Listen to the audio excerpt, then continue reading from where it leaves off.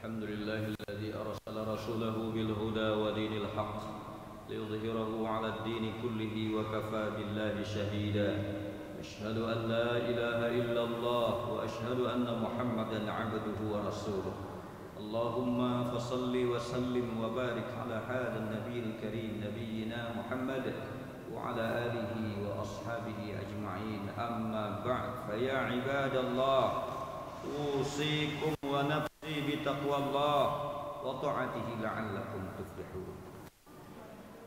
فقد قال الله تعالى في القرآن الكريم أعوذ بالله من الشيطان الرجيم بسم الله الرحمن الرحيم هو الذي بعث في الأميين رسولا منهم يتلو عليهم آياته ويزكيهم ويعلمهم الكتاب والحكمة وإن كانوا من قبل لفي ضلال مبين صدق الله العظيم وصدق رسوله النبي الكريم ونحن على ذلك من الشاهدين والشاكرين والحمد لله رب العالمين. Ma'asyiral muslimin jamaah Jumat rahimakumullah, khatib dengan segala kelemahan dan kekurangannya mengajak kita semua untuk senantiasa meningkatkan kualitas keimanan dan ketakwaan kita, mengajak kita semua untuk senantiasa meningkatkan kepedulian kita serta keberpihakan kita untuk keberlangsungan risalah Nabi kita Muhammad sallallahu alaihi wasallam. Dengan demikian saudaraku sekalian, sisa umur kita ini akan jauh bermanfaat dan nantinya semuanya akan kita nikmati setelah kita meninggalkan dunia yang fana. Jamaah Jumat rahimakumullah, pada pembukaan khutbah tadi kami membacakan satu ayat pada surah Al-Jumu'ah ayat kedua atau surah ke-62 ayat kedua. A'udzu billahi minasyaitonir rajim. Huwallazi ba'atsa الأميين رسولا منهم يتلو عليهم آياته ويزكيهم ويعلمهم الكتاب والحكمة وإن كانوا من قبل لفي ضلال مبين. Ayat ini menunjukkan bahwa Nabi kita Muhammad sallallahu alaihi wasallam adalah nabi yang diturunkan Allah atau ditugaskan Allah sebagai nabi akhir zaman, yang ia berada di sebuah kaum yang kaum itu ummiyin, buta huruf, tetapi mereka sesungguhnya sangat membanggakan akan keturunannya. Itulah dia suku Quraisy di Makkah, yang akhirnya suku Quraisy itu pula nanti yang sebahagian besar pindah ke Madinah, maka disebut mereka dengan muhajirin, dan saudara kita yang berada di Madinah disebut dengan Ansar. Nabi kita Muhammad sallallahu alaihi wasallam ditugaskan Allah dalam ayat ini. Walladzi ba'atsa fil ummiyina rasulan minhum, ditugaskan sebagai rasul untuk mereka. Untuk apa rasul ditugaskan? Yang pertama adalah yatslu alaihim ayat. Hari ini rasul saudaraku telah wafat, telah meninggalkan kita semua. Betul, tugas dakwah sudah beliau selesaikan, tetapi kita sebagai pelanjutnya, sebagai umatnya, siapapun kita hari ini, tugas dakwah itu tidak boleh berhenti pada diri kita, tapi harus kita lanjutkan dengan sesuatu yang ada pada diri kita. Kalau kita punya jabatan, lakukan dengan kekuasaan yang kita miliki. Kalau kita punya harta, gunakan harta untuk hal mendakwahkan ajaran agamamu. Kalau kita punya nama besar, public figure, jadikanlah nama yang Allah berikan itu untuk mendakwahkan saudaramu kepada jalan Allah. Andaikan pun yang tiga ini kita tidak miliki, kekuasaan tidak, jabatan tidak, tidak, nama besar tidak, tapi kepedulian kita untuk membela agama Allah itu wajib ada di dalam diri kita masing-masing. Selama nafas masih ada, kita selalu mengatakan asyhadu an la ilaha illallah wa asyhadu anna muhammadar rasulullah. Itu maknanya kita komitmen mengesahkan Allah, kita komitmen untuk menyembah Allah, kita komitmen melaksanakan risalah Nabi kita Muhammad sallallahu alaihi wasallam. Kalau itu kita laksanakan, maka kita disebut dengan hamba Allah, yang disebut dengan ibadullah. Tetapi ketika ibadullah itu tidak hanya untuk ibadah pada dirinya, tapi mengajak orang lain, mencegah orang lain, mengajak orang lain untuk kebaikan, mencegah orang lain dari perbuatan yang tidak baik. Fungsi kita tidak hanya sebagai ibadullah, tapi sudah menjadi khalifatullah, pelanjut risalah Allah. Hari ini yang dibutuhkan adalah, yang diperlukan adalah umat Islam tidak boleh hanya sebagai orang yang saleh, tidak hanya boleh saleh untuk dirinya sendiri, tapi dia harus muslih. Tidak hanya dirinya yang saleh, tapi bagaimana istrinya, bagaimana keluarganya, bagaimana masyarakatnya bisa menjadi orang-orang yang saleh juga. Karena itulah ayat ini menunjukkan kepada kita ada 3 tugas Rasul yang disebutkan dalam ayat ini, dan itu wajib untuk kita teruskan. Yang pertama adalah yatslu alaihim ayati, bacakan ayat-ayat Allah. Allah perintahkan Rasul kita untuk membacakan ayat-ayatnya. Rasul sekarang sudah tidak ada. Siapa yang melanjutkan itu? Kita. Kalau bukan kita, siapa lagi?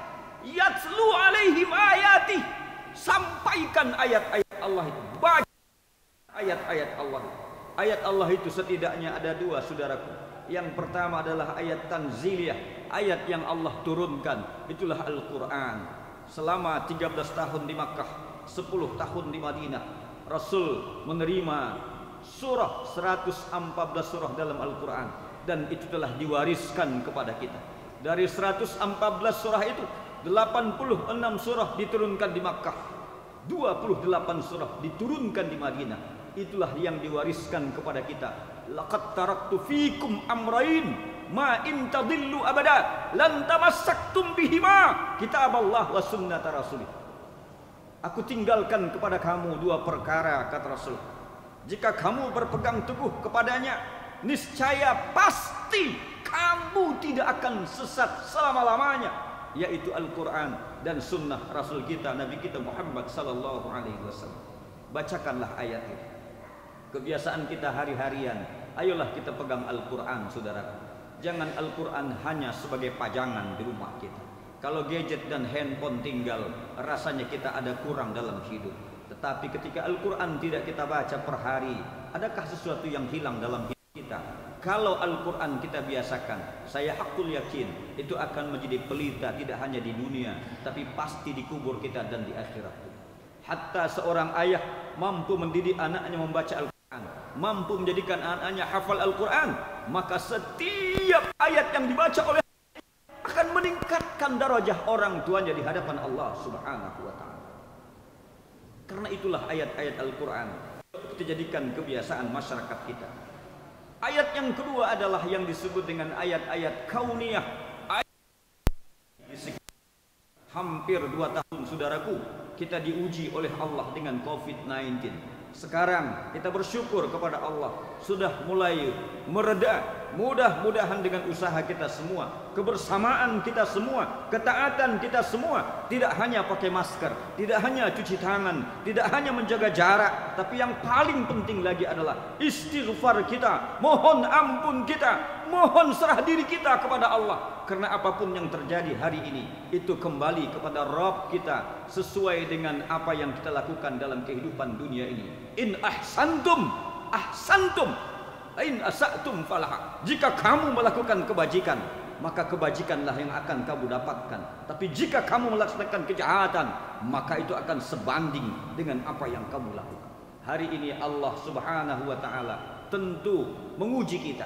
Menurut kita itu menguji kita, tapi menurut saya selain ujian, itu adalah teguran bagi kita semuanya. Karena itu saya ingin mengajak salat kita, di salat malam kita, di salat duha kita, di zikir-zikir kita. Ayolah kita perbanyak istighfar, mohon ampun kepada Rabb Allah Subhanahu wa taala. Ayat yang ketiga, selain ayat-ayat kauniyah yang terjadi di sekitar kita hari ini, ada ayat yang lain yang terjadi dalam diri kita, merupakan ayat kauniyah juga. Apa itu? Dulu rambut kita, sekarang sudah putih, saudara. Itu artinya sebentar lagi kita akan dibalit oleh kain putih. Dulu tangan kita menggenggam begitu kuat karena masih muda belia. Sekarang genggaman kita sudah mulai lemah. Itu artinya, saudaraku, pada saatnya apa yang kita pegang akan kita tinggalkan. Pada saatnya apa yang kita kendarai hari ini akan kita tinggalkan. Apa yang kita tempati akan kita tinggalkan. Maka sebelum itu kita tinggalkan sia-sia. Berwakaflah, bersedekahlah, berzakatlah, berbagilah kepada yang lain. Dukung perkembangan dakwah ini. Banyak saudara kita di pedesaan yang mereka selesai dengan baik. Banyak anak-anak kita yang sekolahnya tertunda, terkendala. Karena itu gerakan wakaf, gerakan infak, gerakan zakat wajib untuk kita tingkatkan. 60 juta orang saudara kita yang terlibat pinjaman online, yang terrentenir, yang terlibat dalam rentenir yang setiap hari. 60 juta rakyat Indonesia terlibat, saudara. Majelis Ulama Indonesia memfatwakan haram. Kita tahu haram bukannya, tapi solusinya apa? Maka solusinya tidak lain adalah hidupkan dakwah kita melalui dakwah ekonomi, hidupkan kebersamaan kita untuk ta'awun, saling tolong menolong. Karena keterjerembapan saudara kita dalam perangkap-perangkap pinjaman yang bernuansa riba itu akan menjadikan bala kepada negeri tercinta. Yang kedua, tugas Rasul adalah wa yuzakkihim, bersihkanlah. Wa yuzakkihim, sucikanlah. Apa yang disucikan? Setidaknya ada dua, saudaraku, yang disebut dengan tazkiyatun nafs. Ayolah kita bersihkan hati kita, diri kita, pikiran kita, kehidupan kita. Yang paling berat lagi adalah yang disebut dengan tazkiyah al-bai'ah al-ammah. Kalau untuk membersihkan diri sendiri, kita istighfar, kita perbanyak sedekah, kita perbanyak taubat kepada Allah. Tapi yang paling berat hari ini tidak hanya sekedar membersihkan diri kita, tapi adalah tazkiyah al-bai'ah al-ammah, yaitu mensucikan, membersihkan lingkungan di mana kita tinggal hari ini. Ternyata kebersamaan kita di masjid inilah yang diingatkan bahwa bagaimana kita yang berada di sini menjadi contoh bagi generasi kita ke depan. Dengan demikian, kalau umat Islam yang mayoriti di negeri ini taat, tunduk, patuh kepada Rabbnya, menjaga persaudaraan di antara kita semua, insya Allah pada saatnya generasi kita akan merasakan itu. Yang terakhir, yang ketiga adalah wa yu'allimuhumul kitaba wal hikmah. Tugas Rasul yang ketiga adalah wa yu'allim hikmah, mengajarkan Al-Quran dan mengajarkan hadis-hadis Rasulullah sallallahu alaihi wasallam. Karena itu ta'lim, penelitian, membaca, menulis, itu adalah bahagian dari tugas yang harus kita lanjutkan. Kesimpulannya, Rasul diingatkan oleh Allah, dan itu menjadi tugas kita hari ini adalah tarbiyah, pendidikan. Kalau kemarin ada hari guru, maka yang maha guru itu adalah Allah Subhanahu wa taala. Tetesan dari guru itu melalui Rasul kita, Nabi kita Muhammad sallallahu alaihi wasallam. Apa yang ada pada diri Rasul diajarkan oleh para ulama, diajarkan oleh kita-kita, maka kita disebut dengan guru, disebut dengan ustaz. Maka tugas kita sesungguhnya adalah tarbiyah, tazkiyah dan ta'lim. Tarbiyah adalah pendidikan, tugasnya adalah tilawah, sampaikan ayat Allah. Tazkiyah, bersihkan kehidupan. Dan ta'lim, kembangkan nilai-nilai ilmu pengetahuan. Barakallahu li wa lakum fil Qur'anil Karim wa nafa'ani wa iyyakum bima fihi minal ayati wal dzikril hakim wa taqabbala minni wa minkum tilawatahu innahu wal ghafurur rahim.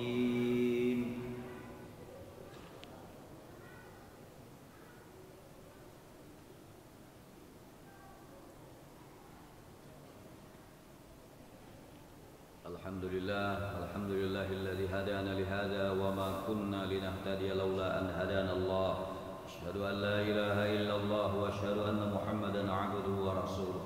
Allahumma fashalli wa sallim wa barik ala hadzal nabiyil karim nabiyyina Muhammadin wa وعلى آله وأصحابه أجمعين. أما بعد فيا عباد الله اتقوا الله حق تقاته ولا تموتن إلا وأنتم مسلمون. إن الله وملائكته يصلون على النبي يا أيها الذين آمنوا صلوا عليه وسلموا تسليما. اللهم صل وسلم وبارك على محمد وعلى آل محمد كما صليت على إبراهيم وعلى آل إبراهيم وبارك على محمد وعلى آل سيدنا محمد كما باركت على إبراهيم وعلى آل سيدنا إبراهيم في العالمين إنك حميد مجيد.